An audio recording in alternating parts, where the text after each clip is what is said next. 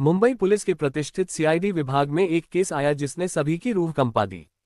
एक पुरानी वीरान हवेली में रहस्यमयी घटनाएं हो रही थीं और लोग इसे भूतिया मानने लगे थे। हवेली को देखे हुए 40 साल हो चुके थे और तब से किसी ने इसमें कदम नहीं रखा था। हवेली के मालिक ने इसे अब बेचने का निश्चय किया, लेकिन खरीदार को भी किसी डरावनी घटना का सामना करना पड़ा, जिसके बाद उसने इसे खरीदने से मना कर दिया। सीआईडी की टीम को ये केस सौंपा गया।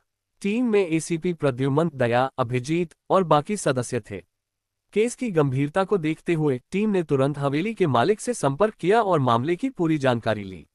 एसीपी प्रद्युम्न और उनकी टीम हवेली की ओर रवाना हुई।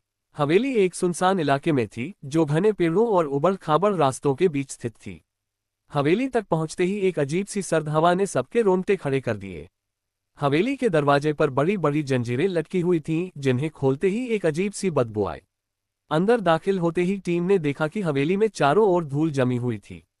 कमरे पुराने फर्नीचर और पेंटिंग्स से सजे हुए थे, जो बुरी तरह खराब हो चुके थे। दीवारों पर पेंटिंग्स के चेहरे ऐसे लग रहे थे मानो वह जिंदा हो और उन्हें देख रहे हों। हवेली के अंदर जाते ही अचानक एक तेज आवाज आई, मानो किसी ने चीख मारी हो। दया ने दरवाजे की सीढ़ियों पर खून के धब्बे देखे। अभिजीत ने जांच की तो पता चला कि ये धब्बे बहुत पुराने थे। एसीपी ने सबको अलग अलग कमरों में जाने का आदेश दिया। दया को एक पुराना कागज मिला जिसमें किसी का नाम और तारीख लिखी थी। ये कागज हवेली के पिछले मालिक के नाम का था, जो उस समय से ही लापता थे। सभी को एक कमरे में कई रेंगने की आवाजें सुनाई दी। अभिजीत ने दीवार की तरफ इशारा किया और देखा कि एक पुराना दरवाजा था, जो सीधा हवेली के तहखाने में खुलता था। उन्होंने फैसला किया कि वे तहखाने में जाएंगे, लेकिन बिना पूरी टीम के जाना जोखिम भरा था।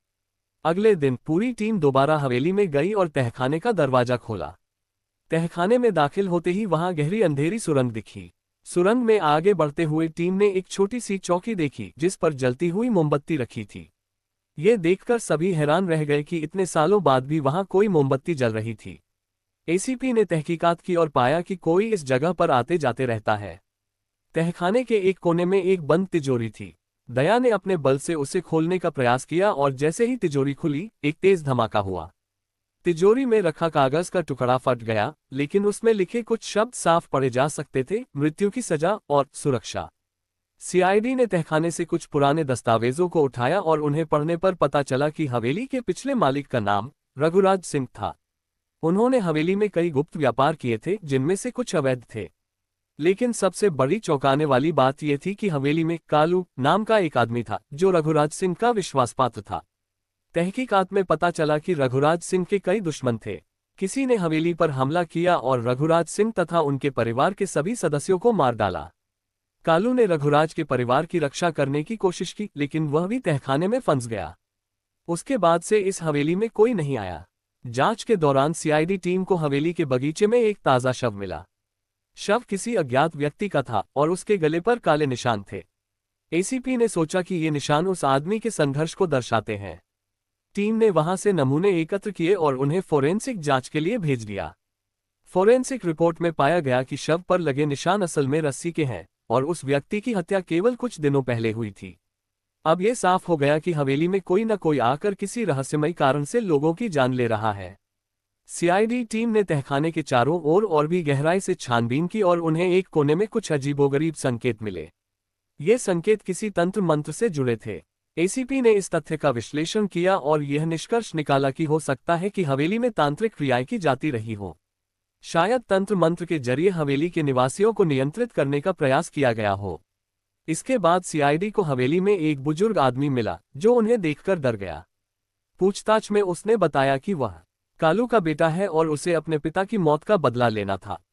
उसने हवेली में बुरी आत्माओं का डर पैदा करके लोगों को डराना शुरू कर दिया ताकि कोई वहां न आए। पूरी जांच के बाद एसीपी ने सारे सबूतों को इकट्ठा किया और सभी को समझाया कि वास्तव में यहां कोई आत्मा नहीं थी। कालू का बेटा लोगों को डराने के लिए अपने पिता की हत्या का बदला लेना चाहता था। उसने पुरानी कहानियों का फायदा उठाया और हवेली को डरावनी कहानियों से जोड़ दिया ताकि लोग वहां न आए। जब सीआईडी ने कालू के बेटे को गिरफ्तार किया तो उसने अपना जुर्म कबूल कर लिया। उसने बताया कि कैसे उसने हवेली के इतिहास को लोगों के दिमाग में भूतिया बना दिया। हवेली का रहस्य सुलझ गया। सीआईडी की टीम ने साबित कर दिया कि किसी भी डरावनी जगह का राज उसके इतिहास में छुपा होता है। लोगों के डर का फायदा उठाकर कालू के बेटे ने इस हवेली को भूतिया बना दिया था, लेकिन सीआईडी की कड़ी मेहनत और हिम्मत ने इस रहस्य से पर्दा उठा दिया।